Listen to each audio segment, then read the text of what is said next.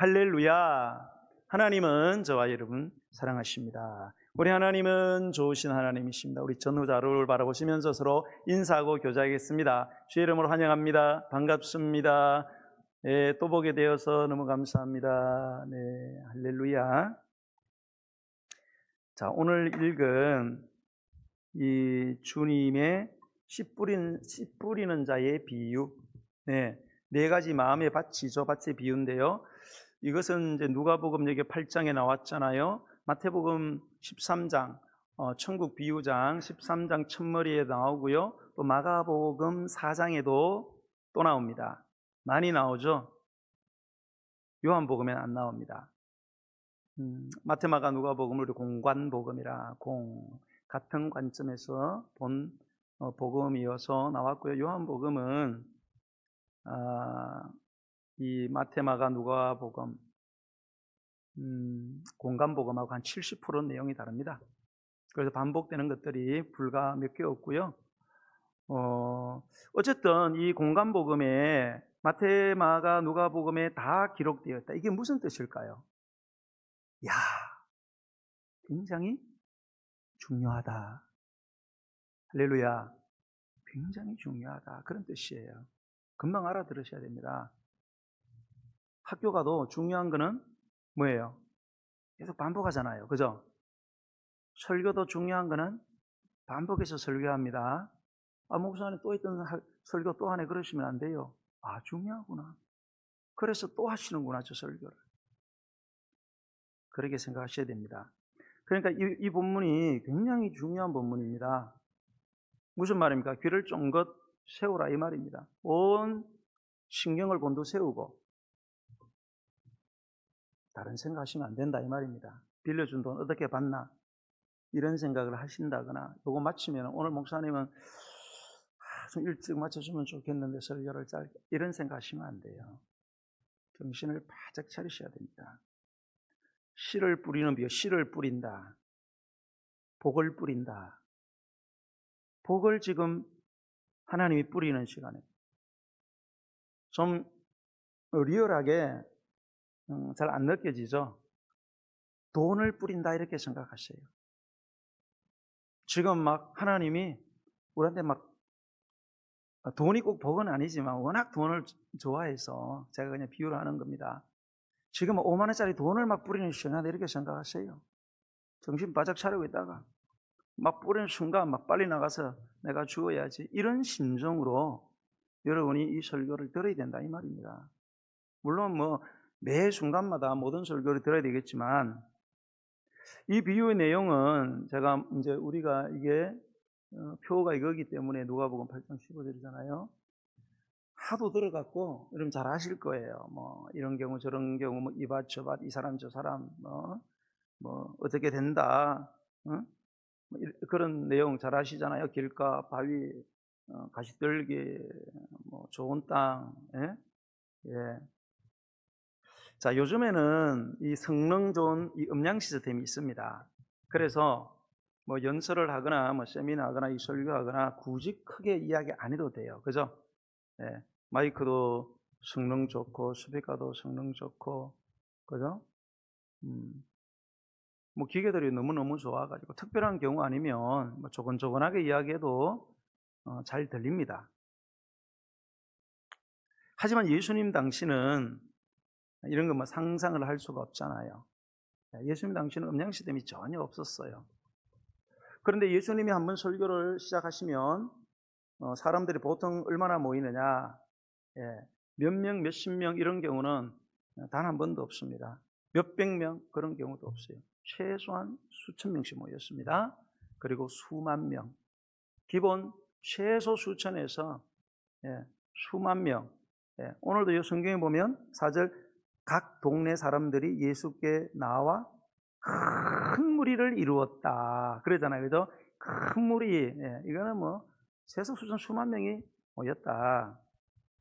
그러니까 이 예수님이 설교하는 이 장소가 실내일 수가 없어요. 지금이야 뭐 수천 수만 명 그 실내 공간들이 있지만 그때는 그런 게 없잖아요. 분명히 실내로 나갔을 것이고 굉장히 넓은 지역을 선택했을 거예요. 그래야 그 몇만 명이 모이지 않습니까?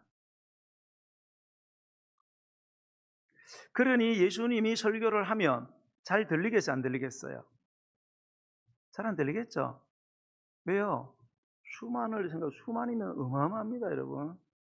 앉으려면 거리가 생기잖아요. 간격이 생기니까 앞에 있는 사람은 좀 들릴지 몰라도 저 뒤에 있는 사람들은 잘 안 들립니다.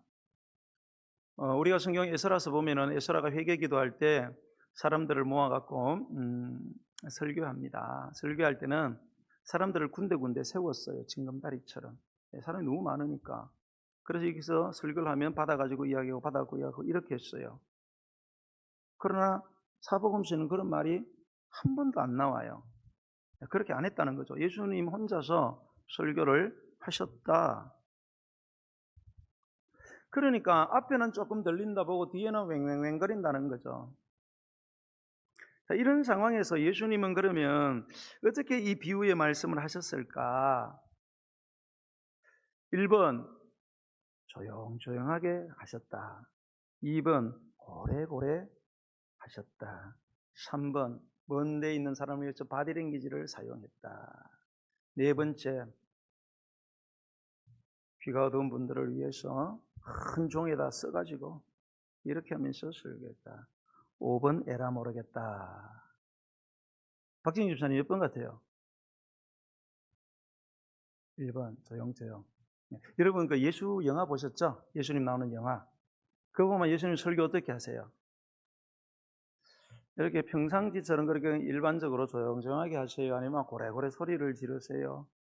아니면 막 제스처를 막 동원해서 하세요? 아니면 뭐 이렇게 시청각 자료 가지고 막 이렇게 하시고, 아니면은 막 잘 못 들을까봐 막 돌아다니면서 막 뛰어다니면서 막 이렇게 설교를 하시나요? 아니죠. 일상적인 톤으로 그렇게 설교를 하십니다. 물론 명료하게 하셨겠죠. 뭐 만약에 막 소리를 지르시거나 뛰어다니시거나 막 온몸을 흔들고 이러면 몸살 나지 않으시겠어요? 그리고 뭐 설교다 몫이 가지고 그 다음 날은 설교를 못했다. 성대 결절이 왔다. 뭐 이런 기록이 없잖아요.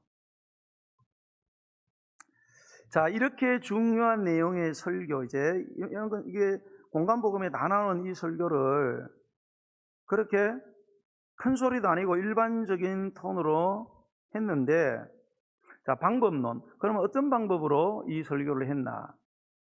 오늘 여기 보니까 4절을 보세요. 각 동네 사람들이 예수께 나와 큰 무리를 예수께서 말씀하시는데 뭐로 말씀해요? 비유로 말씀했다. 방법론이 비유를 동원했다. 비유. 자, 비유의 이 효과. 말을 할 때 비유를 사용할 때의 효과. 여러분들은 예수님이 왜 비유를 사용하신 것 같아요?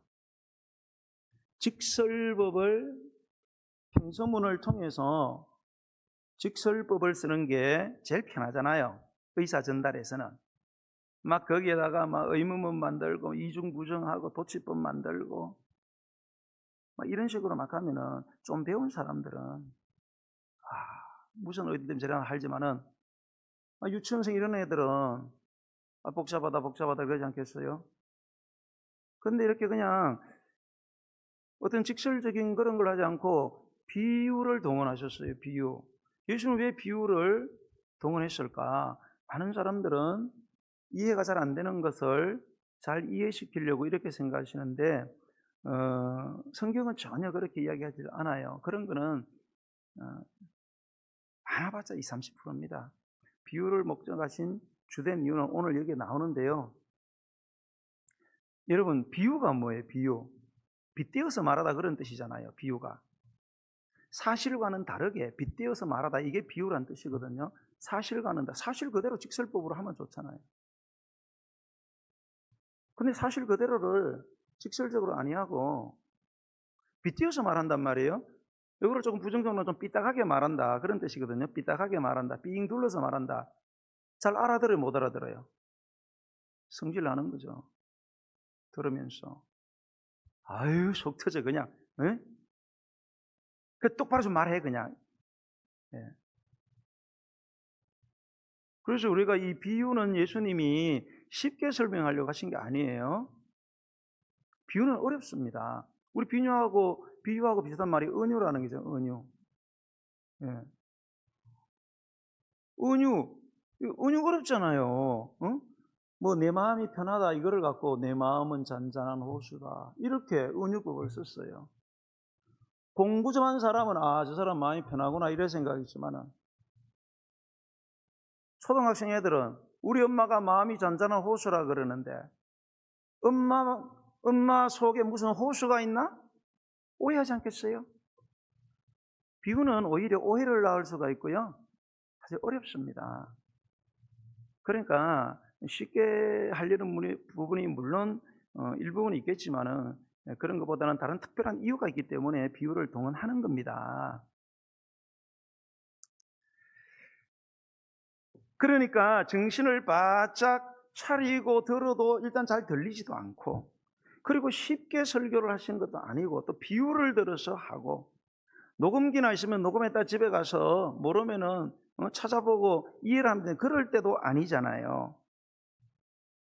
자, 이런 사실을 여러분 염두에 두시고 한번 이런 상황적인 염두를 하시고 4절과 한번 8절까지를 한번 읽어보겠습니다. 약간 빠른 속도로 시작. 각 동네 사람들이 예수께로 나와 큰 무리를 이루니 예수께서 비유로 말씀하시되 씨를 뿌리는 자가 그 씨를 뿌리러 나가서 뿌릴새 들어는 길가에 떨어짐에 밟히며 공중의 새들이 먹어버렸고 들어는 바위 위에 떨어짐에 싹이 났다가 습기가 없으므로 말랐고 들어는 가시떨기 속에 떨어짐에 가시가 함께 자라서 기운을 막았고 들어는 좋은 땅에 떨어짐에 나서 백배결실하였네. 거기까지. 자, 여기까지. 자, 이거를 이게 지금 비유라는 거예요. 비유.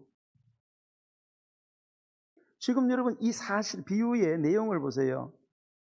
비유의 내용이 되게 쉬운 거죠. 길가에 떨어졌으니까 사람들 밟고 새들이 먹는 거 너무 당연한 거 아니에요. 바위 위에 떨어지니까 싹이 났는데 바위 위에 약간 흙이 깔렸으니까 습기가 오래 지속이 안 되니까 마르는 거 당연하고 가시떨기 속에 떨어지면 잡초 속에 떨어지면 보통 잡초가 더 빨리 성장하잖아요. 그죠? 그래서 그냥 꽉 막아가지고 햇빛을 차단시키고 광합성 작용을 막기 때문에 제대로 열매가 맺히지 않습니다. 좋은 땅, 이 세 가지 경우를 다 제외한 경우니까 얼마나 열매를 잘 너무 쉬운 거 아니에요? 너무 당연한 거 아니에요?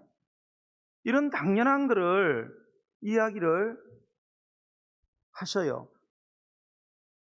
자, 요 말씀을 하시고 나서 그 다음에 이제 보세요. 자, 결실하였느니라. 그 다음을 읽겠습니다. 시작. 이 말씀을 하시고 외치시되 들을 귀 있는 자는 들을지어다. 자, 그러니까 요 말씀까지는 외치지 않았다 그런 말 아닙니까? 일반적인 소리 톤으로 이야기를 쫙 했어요. 앞에 있는 사람은 좀 들리는데 거리가 멀어질수록 안 들리기 시작을 하는 거예요. 막 신경이 쓰이고 막 짜증나고 이러는데 예수님이 갑자기 소리를 팍 지르시는 거예요. 들을 귀 있는 자는 들을지어다. 정신이 번쩍 들었을 거 아니에요. 들을 귀 있는 자는 들을지어다. 근데 앞에 거 들었어요? 못 들었어요? 못 들었지. 그러니까 지금부터 뭔가를 제대로 말씀하시려고 하는구나. 이제 우리가 잘 안 들리는 사정을 아시고 이제부터 소리를 좀 지르실란가 보구나. 이렇게 생각을 했지 않겠어요? 자, 그런데 우리가 그 다음을 보면 9절을 보면 제자들이 이 비유의 뜻을 물었다 이렇게 돼 있어요. 자, 지금 큰 무리가 있었고 설교를 하시다가 들을 끼는 자는 들을지어다 했는데 그 다음 절이 제자들이 이 비유의 뜻을 물었다. 요거를 봤을 때는 분명히 뭔가 좀 상황이 좀 변했다. 다시 말해서 장소의 이동이 일어났다는 것을 대충 아시겠죠? 우리가 동일한 평행 본문 마가복음 4장 10절을 보면 오늘 본문의 9절을 이렇게 써놨어요. 예수님께서 홀로 계실 때에 함께한 사람들이 12제자와 더불어 그 비유들에 대하여 물었다 이렇게 돼 있어요. 혼자 계실 때에 아까는 큰 무리와 함께 있었어요. 들을 낀 자는 들을지어다 했는데 그 다음을 보니까 그 비유의 뜻을 물은 것은 다른 장소에서 12제자와 함께 했던 일부의 사람들이 그거를 물었다 이 말입니다. 그러면 자 앞으로 가가지고 예수님은 비유로 그 쉬운 거 그냥 쭉 이야기하더니 못 알아듣네. 뒤에서는 막 이렇게 신경 쓰는데 갑자기 소리 팍 지르니까 이제 설교 이제 알아듣게 하실란가 보나 그러더니 뭐 했다는 거예요. 이렇게 설교 원문 이렇게 싸가지고 그냥 나가버리더라는 겁니다. 설교를 안 하고. 그리고 제자 중에 하나가 사회 보면서 여러분 예수님 설교 끝났습니다. 오늘 끝났습니다. 설교 돌아가세요. 그런 상황이다 이 말이 지금. 야 그러면 이게 도대체 무슨 시츄에이션인가? 그죠? 여러분 만약에 제가 이런 식으로 설교를 했다. 이렇게 어물어물하고 몇 소리 하더니 나중에 은혜 받을지어다 이러더니 끝났습니다. 설교되면은 여러분 어때요 기분이? 다른 교회 성도들은 할렐루야 설교 너무 짧아서 좋습니다. 아마 이런데 우리 교회는 없는 줄로 믿습니다. 네. 그런데 여러분 제가 그렇게 설교를 한 번, 두 번 이렇게 했다. 그러면 여러분이 뭔 생각이 들겠어요? 처음에는 아이고 목사님 아프신가? 목사님 오늘 기면병 약을 안 드셔서 잠이 자꾸 오시나? 그래 빨리 끝내나? 어제 무슨 충격적인 일을 겪으셨나? 그런 생각 안 하겠어요? 그런데 한 번, 두 번 하게 되면 뭔 생각이 들겠어요? 아무리 빨리 끝나는 것도 한두 번이지. 그래도 여기 온 이유가 뭐예요? 갈 데도 많고 부른 데도 많은데. 그래도 하나님 말씀 들으려고 왔잖아요. 근데 대충 하다가 그냥 말아버려. 그럼 목사님 설교 준비 안 하는구나. 우리 라디오 우습게 하나? 그러지 않겠어요, 여러분?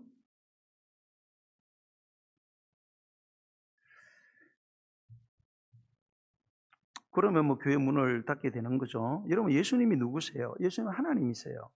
예수님은 전지전능하세요. 예수님의 성품은 뭐예요? 예수님의 성품은 요한복음 1장에 보면 은혜와 진리로 충만했다. 은혜와 진리는 구약의 성부 하나님의 수많은 성품을 요약해서 두 개로 요약한 거예요.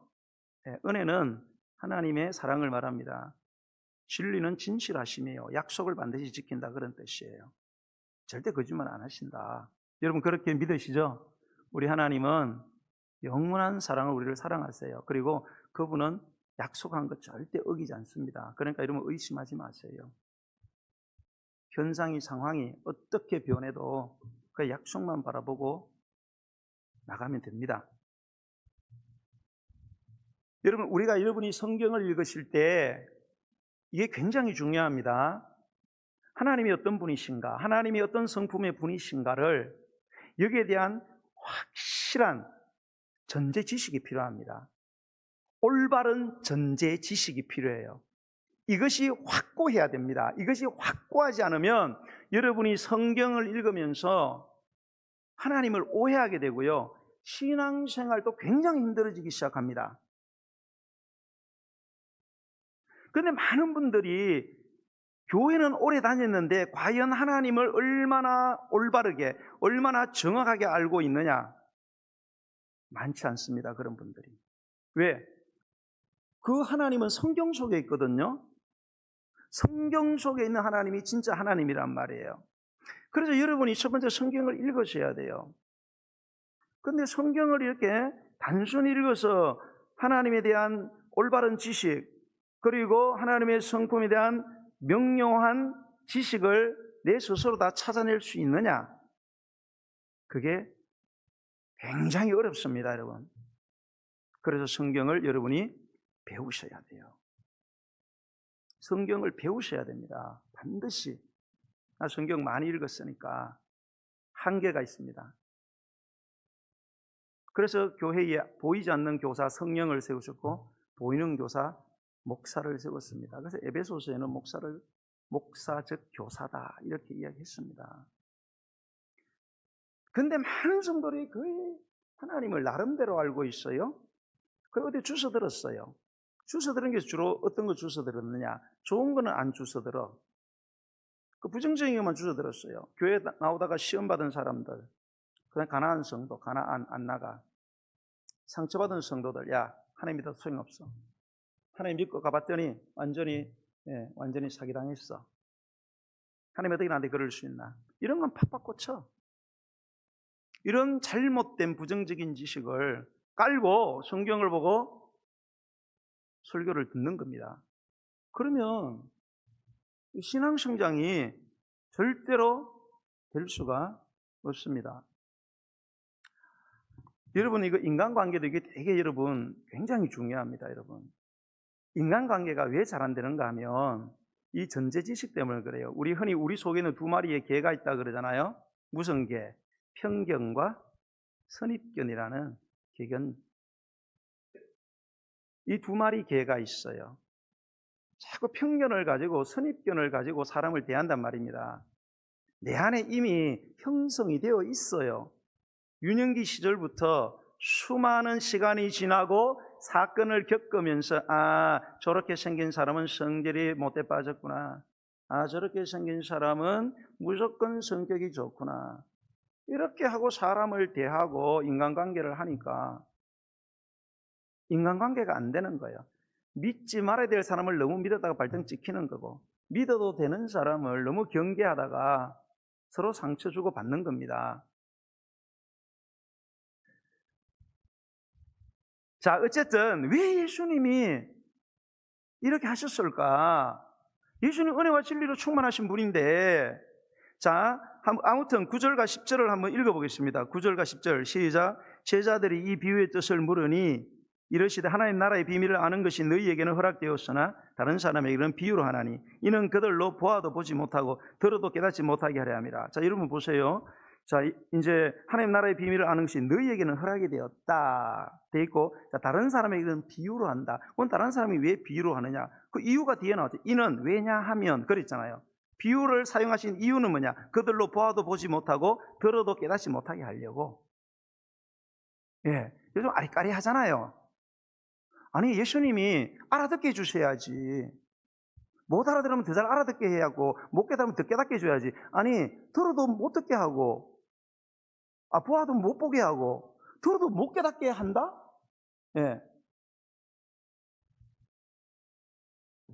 그리고는 이제 쫙 설명을 하시는 겁니다.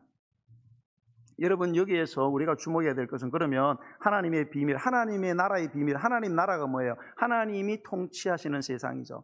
하나님이 통치하시면 어떤 일이 일어나는가? 여기에 대한 비밀을 누구에게는 허락이 됐는데, 이게 우리 본문에 여기 나오는 100배의 결실, 100배라는 개념은 인간의 힘과 지혜로는 불가능하다, 그런 뜻입니다. 하나님만이 하실 수 있는 것을 100배로 표현을 했는데, 자, 100배의 결실, 하나님이 하실 수 있거든요. 이거는 하나님이 통치하셔야만 됩니다. 하나님의 나라가 임하여만 된다는 겁니다. 그럼 하나님의 나라가 어떻게 임하느냐? 그 비밀이 누구에게는 허락이 되었는데 누구에게는 그게 절대로 허락이 안 된다는 거예요. 오히려 허락이 안 되도록 비유를 사용하셔가지고 보아도 안 보이게 하고 들어도 못 깨닫도록 눈을 막아버리고 지성을 마비시켜버린다는 겁니다. 그럼 도대체 여기서 너희는 누구고 다른 사람은 누구냐? 자, 이 부분이 이제 중요한데요. 여러분, 이제 앞으로 상황을 거슬러 올라가면 분명히 예수님께서 내가 비유로 말하는데 너희에게는 어쨌든 이것이 천국의 비밀이 허락되는데 어떤 사람은 내가 절대로 천국의 비밀 절대로 안 가르쳐 준다, 절대로 축복 못 해준다, 이런 말씀하시는 거 보니까 예수님이 설교를 하시다가 큰 소리 빵 치고 설교를 접은 의도적인 이유가 있다, 이렇게 봐야 되겠죠. 그죠? 눈치가 빨라야 된다, 이 말입니다. 여러분, 다 부부 생활도 그렇고요, 사회생활도 눈치가 있어야 돼요. 해라 그랬을 때 정말로 하라는 말인지, 하지 말아라 그럴 때 정말로 하지 말라는 말인지, 이거를 빨리 차려야 돼요. 말은 해라 건데 표정을 보니까 너 하면 안 돼, 그러면 절대 해서는 안 됩니다. 말은 속이지만 표정은 절대 못 속입니다. 표정을 보셔야 돼요. 말 내용을 자꾸 집중하지 말고. 근데 사람들은 자꾸 말의 내용만 집중하고 그 사람의 표정이나 뭐 이런 걸 안 봐요. 그래서 자꾸 실수를 하는 거죠. 그 눈치 없다 이런 소리를 듣는 겁니다. 예수님께서 이걸 의도적으로 설교를 하다 말았구나. 깨달아야 돼요. 뭐 예수님이 막 설교하시는데 잘 안 듣긴다고 막 뒤에서 막 모여가지고 막 포카치고 막 윷놀이하고 그래서 막 신경 거슬려가지고 에이 성질나 설교 안 해. 그리고 나가신 게 아니다 이 말이에요, 여러분. 우발적인 게 아니라 의도적으로, 바로 이 의도적인 이러한 예수님의 행위에 하나님의 나라의 비밀이 있다는 겁니다. 어떻게 하면 하나님의 나라가 나에게, 내 삶에, 내 가정에, 내 자식에게, 내 직장, 내가 경영하는 사업에 하나님의 통치가 임하는가? 이 비밀이 여기에 있다. 여러분은 여러분의 삶에 하나님의 나라가 임하기를 원하시잖아요. 그죠? 여러분의 자녀를 하나님께서, 여러분의 가정을, 여러분의 부부를, 여러분의 직장, 여러분의 사업에, 여러분의 인간관계에 하나님이 개입해 주시기를 원하시잖아요. 그러면 지금부터 잘 들으세요, 여러분. 정신 바짝 차리고.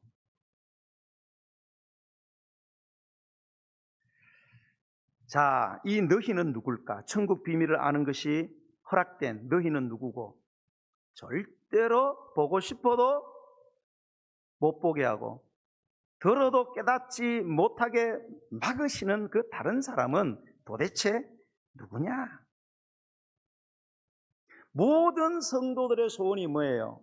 하나님 믿고 형통하기를 원하죠. 가난한 것보다야 부유하기를 원하고, 병든 것보다야 건강하기를 원하죠. 저주받기보다는 축복받기 원하고, 불안한 삶을 살기보다는 샬롬을 누리기를 원하고, 꼬리가 되기보다는 머리 되기를 원하는 거고, 빌리러 돌아다니는 것보다야 빌려주는 사람이 되기를 원하겠죠. 하나님도 원하세요, 이거를. 문제는 뭐예요? 그게 잘 안 된다는 거죠. 나도 원하고 하나님도 원해. 내 뜻과 하나님 뜻이 일치를 했는데도 일이 쉽사리 잘 이루어지질 않아요. 그래서 믿으면 믿을수록 힘들어지는 거예요. 약속인데, 하나님의 축복은 약속이다. 12,500가지가 성경에 있어요. 하루에 거의 90개, 100개 가까이가 내려와요. 그런데 100개는 뭐예요? 한두 개 건지기도 힘들어. 한 달에 하나 건지기도 힘들어. 그러니까 자꾸 지치는 거예요. 오늘 여러분이 만약에 이 천국의 비밀을 아는 것이 허락된 그 너희가 누구고, 그 천국의 비밀을 알기를 보고 싶어 하고 듣고 싶어 해도 보지도 못하고 깨닫지 못하도록 하나님께 방해를 당하는 그 사람은 누구냐? 이거를 분명히 아셔야 됩니다, 여러분이. 여기에 대해서 분명히 아셔야만 그 다음이 해결이 돼요. 많은 성도들이 신앙의 중요한 원리들을 좀 성경에 나오는 대로, 기록된 대로 그렇게 알고 계셔야 되는데, 그런데 큰 관심이 없어요. 거의 자기 나름대로 알고 계세요. 그러니까 혼란스러운 거예요. 여러분, 여기까지가 백승 비사님이 한 몇 센치 되는 것 같아요. 대충 때려줘서 1m? 그럼 장동기 비사님 요술 거지? 센치까지 다 해서 얼마 되죠? 100cm? 조금 더 될 것 같아요? 80. 네. 둘 다 배우신 분들인데 의견이 다르네. 누구 맞나? 싸울 필요 있어요, 없어요? 네. 자가 없다면 계속 싸우게 되겠죠. 도량형이라는 게 존재하지 않으면 계속 싸우는 겁니다. 100이다, 80이다. 아니야, 100이야, 80이야. 내가 너보다 나이가 많아. 내 말 들어. 그러나 자가 있으면 그런 일은 완전히 해소됩니다. 우리 안에 도량령과 같은 그런 기준들이 필요하다. 하나님의 말씀. 도대체 여기 너희는 누구고 다른 사람은 누구냐? 여러분, 하나님은 모든 사람들을 사랑하세요. 그리고 그 모든 사람들이 당신의 복을 받기를 원하세요. 남녀노소 상관없습니다. 빈부귀천 상관없습니다. 선하고 악한 사람도 상관없어요. 하나님은 악인도 복을 받기를 원하세요. 회개하고. 하나님은 모든 사람 사랑하세요. 모든 사람이 당신이 주시는 복을 받기를 원하세요. 그러나 여러분, 여기까지만 생각하시면 안 돼요. 그러면 무슨 논리가 나오느냐? 모든 사람이 다 구원받아야 된다. 그래서 어려운 말로 종교다원론이 거기서 나오는 거예요. 꼭 기독교만 믿어만 구원받는 게 아니다. 하나님은 사랑이신데 불쌍한 우리 엄마는 불교를 믿는 그러면 지옥 가란 말이냐? 어떻게 사랑의 하나님이 지옥 보낼 수 있느냐? 이런 소리가 나오게 되는 겁니다. 예? 거기에 대한 설명은 나중에 하고, 어쨌든 여러분, 하나님은 모든 사람 원하는 복 받기를 원해요. 그러나 모든 사람 하나님 원하세요. 그러나 모든 사람이 다 그 복을 받는 건 아닙니다. 아무리 복을 받고 싶어도 못 받는 케이스가 있어요. 예. 그래서 우리의 구원과 축복은 여러분 정해진 사람들이 있어요. 하나님의 기준에 있어 정해진 사람들이 있어요. 어떤 사람이 그러면은 이 하나님의 복을 못 받느냐? 하나님의 그 사랑과 복을 자기의 의지를 가지고 의도적으로, 고의적으로 계속해서 반복해서 거부하는 사람, 리젝트하는 사람, 거절하는 사람, 절대로 하나님이 천국의 하나님의 나라의 비밀을 절대 가르쳐 주지 않습니다. 아무리 그거를 받고 싶고 받을 만한 행위를 하고 노력을 하고 지혜가 있어도 하나님이 사사건건 막으십니다. 결국은 막으세요. 되는 것 같지만 망하게 한다. 절대 못 받게 하십니다. 여러분 요한복음 1장 9절로 13절 들어보세요. 참빛 곧 세상에 와서 각 사람에게 비추는 빛이 있었다. 여러분 빛이 비치면은 각 사람 모든 사람에게 빛은 비치거든요. 악한 놈이라고 빛이 안 비치는 게 아니에요. 쫙 비친단 말입니다. 그가 세상에 계셨으면 세상은 그로 말미암아 지은 바 되었으되 세상이 그를 알지를 못했대요. 하나님이 우리를 지으셨는데 어떤 사람들은 하나님 나를 지으셨고 하는데 하나님 뭔 하나님이에요. 진아야 진아. 아무리 가르쳐도 알지를 못해요. 안 하려고 하는 거죠. 자기 땅에 오면 자기 백성이 영접을 하지 않는 거예요. 이거는 뭐예요? 나를 낳아준 부모로 인정을 안 하는 거예요. 뭐 어쩌다가 자기가 뭐 길을 잃어갖고 고아가 돼서 나중에 고아가 됐으면 날 낳아준 친부모가 누군지 알려고 해야 될 거 아니에요. 그 알았어. 네 엄마 아빠다 그러면은 엄마 아빠 이래 불러야 되잖아요. 아저씨, 아줌마 웬일이에요? 이래야 되겠어요, 여러분? 계속 엄마 아빠 보고 아줌마, 아저씨 그러면은 해주고 싶은 거 못 해주는 거예요. 못 해줄 능력도 있고 돈도 있어도 못 해주고 계속 아저씨, 아줌마라고 부르는데 어떻게 해줘요? 여러분 같으면 해주겠어요? 자, 그런데 그 다음 영접하는 자고 그 이름을 믿는 자들에게는 하나님의 자녀되는 권세를 주셨다. 그랬어요. 영접을 해야 돼요. 영접을 믿어야 된다 이 말입니다. 믿어야 역사가 일어나지. 물도 여러분 물을 마신다가 뭐예요? 물을 믿는다 그런 뜻이에요. 독 들었다 생각하면 못 믿으면 못 먹는 겁니다. 믿고 먹어야 피가 되고 살이 되는 거예요. 예수님의 사랑과 예수님 주시는 축복의 가치를 인정하고 믿고 그를 받아들여야 됩니다. 그러면 특권이 주어집니다. 이는 혈통으로나 육적으로나 사람의 뜻으로 나지 아니하고 오직 하나님부터 난 자들이라. 혈통, 육정, 사람의 뜻, 사람의 힘으로 이게 되는 게 아니에요. 하나님의 자녀가 되는 이 권세, 특권, 엄청난 이 축복은 사람의 힘으로 되는 게 아니라는 거예요. 주시기를 원하는데 마음의 문을 오픈하고 아멘, 아멘, 아멘 이렇게 해야 된다는 거예요. 막 주기는 원하는데 싫습니다 하나님, 지금은 아니에요, 그런 식으로는 안 되죠 하나님. 그거 아니잖아요. 지금 돈 달라고 하는데 지금 뭐 이상한 말씀만 자꾸 하세요. 이런 식으로 하나님의 사랑과 축복의 방법대 이런 것들을 인정을 하고 신뢰하고 받아들여야 되는데 자꾸 no 하는 거예요. 그러면 하나님은 이런 사람을 끝까지 막으신다 이 말입니다. 여러분, 마태복음 7장 6절에 보면, 여러분 기억하시는 분 있는지 모르겠어요. 이런 거 들어봤어요. 거룩한 것을 계획에 주지 말며, 거룩한 것을 계획에 주지 말며, 너희의 진주를 돼지 앞에 던지지 말라, 이런 말이 있어요. 자, 거룩한 것을 계획에 주지 말고 너희 진주를 돼지 앞에 던지지 말아라. 왜 그러냐? 이유를 적어놨어요. 그들이 그것을 발로 밟고 돌이켜 너희를 찢어 상하게 할까 염려하라. 예수님이 이런 개로 비유되고 돼지로 비유된 그런 사람에게는 절대 주지 말라는 거예요. 영적으로 거룩하고 육적으로 가치 있는 거를 절대 주지 말아라. 왜? 너 잘못 줬다가는 개가 그거를 짓밟아 버리고 그 다음에 돌이켜서 너를 물어뜯게 될 거다.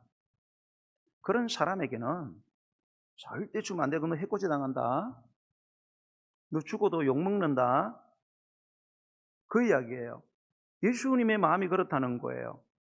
아무리 거룩하고 진주를 주고 싶어도 개와 돼지처럼 귀한 걸 귀한 건 줄 모르고 좋은 걸 좋은 줄 모르고 하나님의 때에 하나님이 하나님의 방법으로 주면은 최고로 좋은 걸 알고 yes, 내가 어떤 상황이든지 내가 어떤 사람을 만나든지 어떤 형편에 처하든지 내 뜻하고 달라도 나는 하나님의 주권을 믿고 하나님의 성품을 믿습니다. 가장 좋은 것을 주었습니다. 가난하든지 병들든지 yes를 해야 되는데 하나님 짜증난다 정말로. 갈수록 실망이 되는구나. 가나안 어느 성도가 말하는 거하고 똑같구나. 여러분, 왜 돼지나 왜 개가 그 귀한 것을 뭐 때문에 짓밟고 여러분이 정말로 귀한 걸 줬어요. 여러분이 사랑한 사람에게 반지를 딱 줬어. 딱 받자마자 딱 밟아버리네. 집사님 기분이 어떻겠어요? 말로 형용할 수 없겠죠. 온갖 수치가 막 벌레 끼듯이 내 눈을 앞에서 막 발로 짓밟네. 그걸로 끝나는 게 아니야. 눈을 부릅뜨더니 막 덤벼대서 머리채 쥐고 잡아 당기고. 이런 상상해 보세요, 여러분. 또 주고 싶겠어요, 여러분? 왜 그러면 그를 귀하게 못 여기냐? 주는 사람을 귀하게 생각하지 않기 때문에 그렇습니다.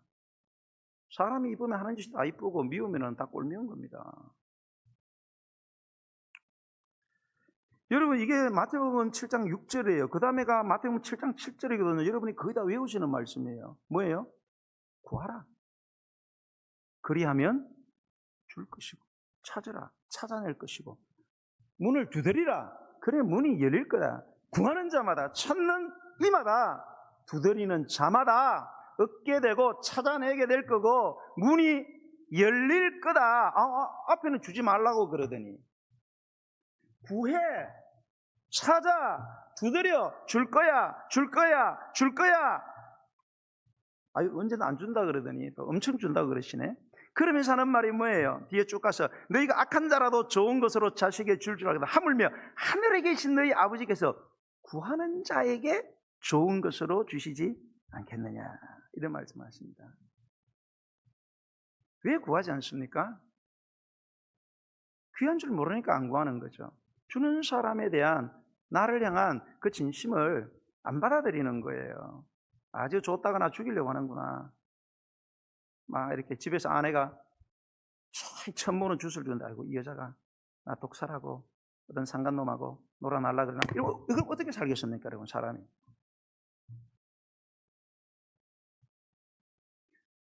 이거를 하나님께 적용을 시켜보세요. 응? 우리만 기분 나쁜 걸 생각하지 말고요, 여러분. 우리가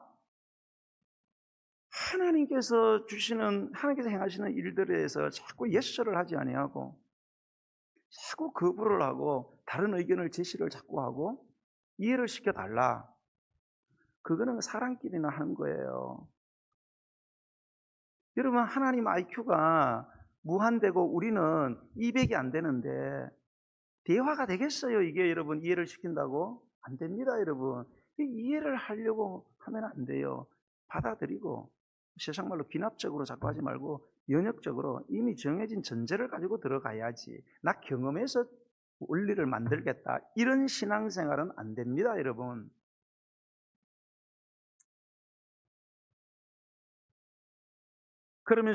그러므로 무엇이니 남에게 대접을 받고자 하는 대로 너희도 남을 대접하라.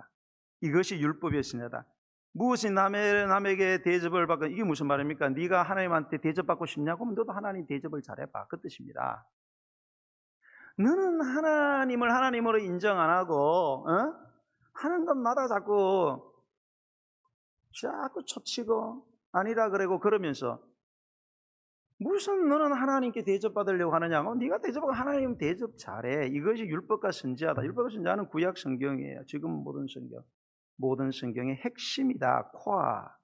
핵심이다. 그런 뜻이에요. 성경의 핵심이 뭐냐? 하나님께 복받고 싶으면, 하나님께 대접받고 싶으면 하나님 대접 잘해라. 그런 뜻입니다. 여러분도 누군가가 나를 안 믿어주는데 여러분 그 사람 믿을 수 있어요? 안 되잖아요. 내가 그 사람한테 신뢰를 받고 싶으면 내가 그 사람을 신뢰해야 돼요. 리스크가 있더라도. 그 얘기하는 거예요. 여러분, 앞에 질문을 다시 합니다. 여기에 도대체 너희는 누구냐? 다른 사람은 누굴까? 왜 예수님은 이런 식으로 설교를 끝낸 걸까요? 여기에 하나님 나라의 비밀이 있습니다. 잘 들어보세요. 왜 이렇게 하셨느냐? 누가 주님을 끝까지 신뢰하는가? 누가 주님의 말씀의 가치를 온전히 인정하는가? 누가 그 말씀을 정말로 얼마나 갈망하는가? 그런 자와 그러지 않는 자를 구별을 하시겠다. 그래서 그런 이상한 행동을 하시고 그런 이상한 아리까리한 말씀을 하셨다는 사실을 여러분 꼭 기억하셔야 됩니다. 여러분, 우리 믿는 사람들이 자꾸 착각하는 게 뭔가 하면은 구원을 은혜로 받았습니다. 구원을 은혜로 받았기 때문에 그 다음에 그것도 자꾸 은혜로 모든 걸 해결하려고 그래요. 은혜가 뭐예요? 공짜 그런 뜻입니다. 선물, 공짜 그런 뜻이에요. 여러분, 구원만 은혜로 내려집니다. 직설적으로. 구원만 우리에게 공짜로 주어졌어요. 왜? 구원은 우리의 힘으로 얻기가 불가능하기 때문에 우리를 너무 사랑하셔서 주기는 주고 싶은데 제가 그거에 합당한 대가 지불하기가 불가능해요. 그렇기 때문에 그냥 애따 받아라. 그리고 공짜로 준 거예요.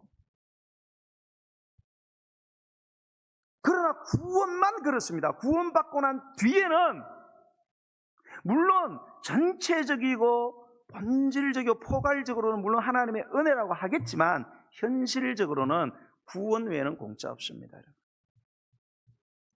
구원도 공짜로 받고 살아가는데도 자식 복 받고 내 복 받고 가정 복 받고 직장 복 받고 사업 복 받는데 하나님 공짜로 다 해주세요. 여러분 귀에서 선물 하나 줬어요.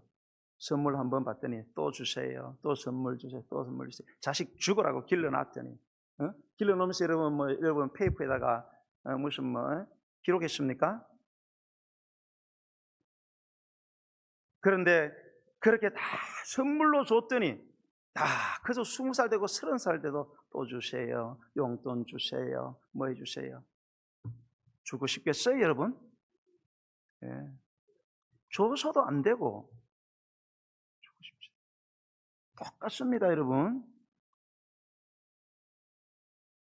오늘날 우리가요, 어떤 사람을 예수님 한 사람 믿게 하기 위해서 평소 안 하던 막 그 사람 하는 일도 도와주고 또 이사 온다 얘기길래 막 일일 뭐죠 그거 휴가가 아니고 뭐라 그러죠 하루 노는 거 월차 주차 월차 이거 내 가지고 또 이삿짐 막 해주고 짜장면 사주고 온갖 노력을 해서 막 애도 봐주고 막 사랑을 막 베풀면서 교회 한번 나오시라고 막 그래서 한번 왔어요. 왔는데 좀 잘 다니면 될 텐데 그냥 가뭄에 콩나듯이 어쩌다 한번 하고 자 볼일 보고 안 하고 그러길래 아이고 답답해서 아이고 성도님 신앙생활은 처음부터 예배 생활을 잘해야 됩니다. 한 번, 두 번 이야기하니까 집사님 자꾸 그러면 안 나갑니다. 나. 이 정도 대단한 겁니다. 목사가 이러면 보고 집사님, 권사님 이렇게 기도생활 이렇게 예배생활 이렇게 또 그 인간의 성도 이렇게 해야 됩니다. 그렇게 이야기를 하면 목사님 이 정도만 하는 것도 저는 잘하는 겁니다. 뭔 잔소리 이렇게 많으시냐고. 자꾸 두 번, 세 번 하면 어느 날 목사님 눈앞에서 제가 사라집니다.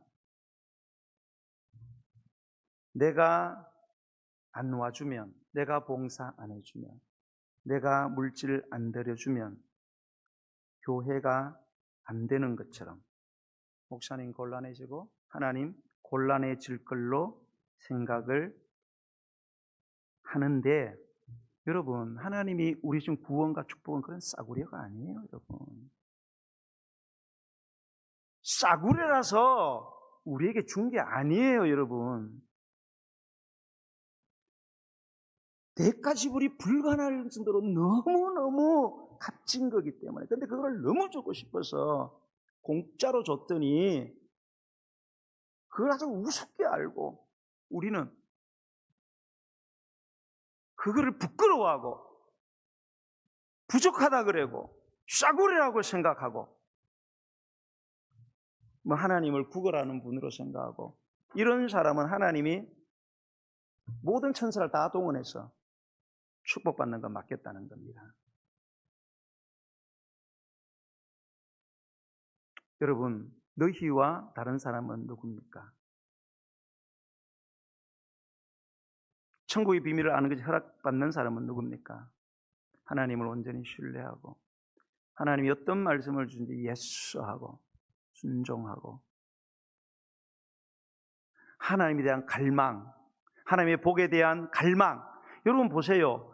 설교를 조금 이렇게 소리 하다가 안 들려. 그러더니 막 소리 한번 지르시더니 들어라 그러더니 갑자기 가버려. 그러면 어떻게 해야 돼요? 응? 어떻게 됩니까 여러분? 설교 들어왔는데 잘 안 들려. 나중에 막 들어라 그래갖고 아이고 막 이제 할 줄 아는데 그냥 가버리네. 그러면 어떻게 돼요? 여러분 어떻게 해야 돼요? 따라가야 될 거 아니에요. 따라가야지. 따라가서 왜 말씀을 하시려다가 안 하시는지 12제자와 그 한 무리처럼 따라가서 도대체 그 쉬운 이야기를 왜 하고 끝을 냅니까? 무슨 다른 뜻이 있는 거 아닙니까? 이야기를 해달라고. 그러니까 이야기를 해주잖아요. 그런데 에라 모르겠다. 짜증나. 오늘 차라리 그냥 속초 놀러 가는 건데 괜히 오늘 그냥 와서 설교 듣다가 오늘 하루 망쳤네. 이러고 끝내는 겁니다. 이런 사람들 하나님을 진정으로 사랑하고 말씀을 갈망하고 하나님을 신뢰하고 하나님에게서 주님에게 천국의 비밀을 아는 것이 있다고 생각하고 끝까지 주님을 따르고 말씀을 받고 순종하는 이 사람들은 바로 너희다. 그렇지 않는 거기에 실패한 사람들, 그게 바로 다른 사람들입니다. 여러분 신명기 5장 10절 나를 사랑하고 내 계명을 지키는 자에게는 천대까지 은혜를 베푼다. 잠언서 8장 17절 나를 사랑하는 자들이 나의 사랑을 입으며 나를 간절히 찾는 자가 나를 만난다. 여러분 신앙은요 너무 때로는 입체적으로 하면 안 돼요. 평면적으로 해야 돼요. 단순해야 된다 이 말입니다. 막 쓸데없는 짓 하고 하나님께 불순종하면서도 하나님 사랑이 많으시니까 이런 경우 저런 경우 막 그렇게 하면 안 됩니다. 신앙생활이 아주 단순해야 돼요. 어린아이처럼 스펀지가 물을 빨아들이듯이 그렇게 단순하게 내가 주님 사랑하니까 주님 나 사랑해 줄 거야. 내가 하나님 속썩이면 나도 하나님 때문에 속썩게 될 거야. 이렇게 단순해야 됩니다. 하나님의 뜻대로 살면서도 아이고 내가 복 받을까? 이런 의심을 한다거나 쓸데없는 짓을 하고도 복 받을지도 몰라. 이런 엉뚱한 생각하면 안 된다 이 말입니다. 그런데 너무나 많은 사람들이, 사랑하는 성도 여러분, 저와 여러분은 어떤 종류의 사람입니까? 너희에 해당됩니까? 아니면 다른 사람에 해당이 됩니까? 우리 찬양 309장 찬양 드리겠습니다. 드리며 준비하신 예물을 하나님께 드리겠습니다. 309장 찬송, 목마른 내 영혼 찬양.